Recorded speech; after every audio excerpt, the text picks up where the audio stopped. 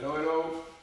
Bon, petit exercice de proprioception simple. Bon, toujours avec des coussins gonflables. Vous pouvez trouver des petits coussins un petit peu partout maintenant, beaucoup moins importants que ceux-là. Et faire à peu près la même chose que ce que je vais présenter. Donc pour nous karatéka, une chose primordiale, à mon avis toujours, c'est d'avoir ses hanches, ses articulations en bon état de marche. Donc, essayer de faire l'effort de faire des exercices qui sont de la gym, mais c'est la préparation à l'entraînement, la préparation physique simple. Avant, marcher en canard, vous voyez. Donc, marcher en canard, bon, pourquoi pas, mais c'est pas si bon que ça pour les genoux. Donc, si vous avez des problèmes de genoux, il ne faut pas faire ce que je fais. Hein. Il faut essayer d'être conscient de vos problèmes. Pour les jeunes, il n'y a certainement aucun problème, mais peut-être que pour les jeunes, ce que je démontre ne va pas beaucoup les intéresser. Ce sont des exercices tellement simples pour eux que je ne sais pas s'ils y trouveraient un intérêt, alors qu'il peut y en avoir même pour les plus jeunes. Donc on peut faire l'exercice que je viens de montrer, les yeux ouverts. Donc comme je vous montrais pour l'équilibre sur un pied, les yeux fermés, on complique la situation. Donc là, on fait la même chose, on complique la situation. Et il faut chercher à bouger le moins possible. C'est impossible, pour moi toujours, de ne pas bouger. Donc tout ça, ce sont des mouvements involontaires. Hein, et automatiquement, votre corps essaye à tout bout de champ de rétablir son équilibre. Ça fait travailler beaucoup plus en profondeur. C'est le côté proprioception, proprioceptif, le sens proprioceptif. On le travaille aussi en karaté.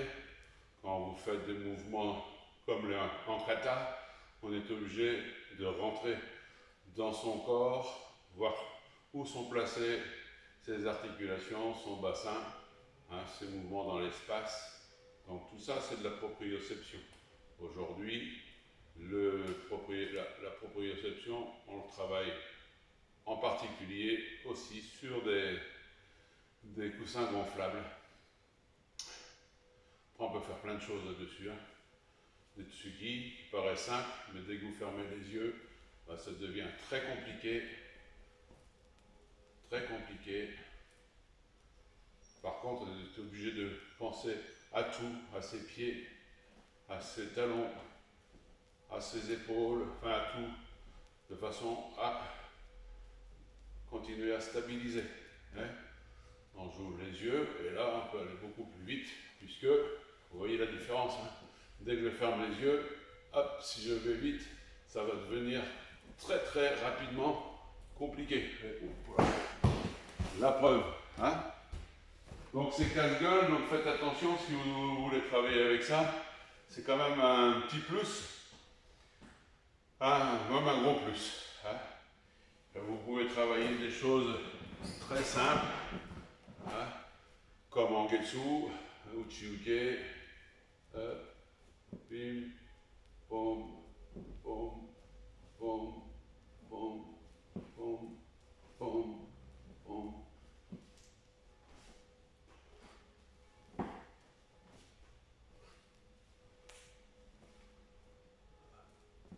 Et la même chose, yeux fermés.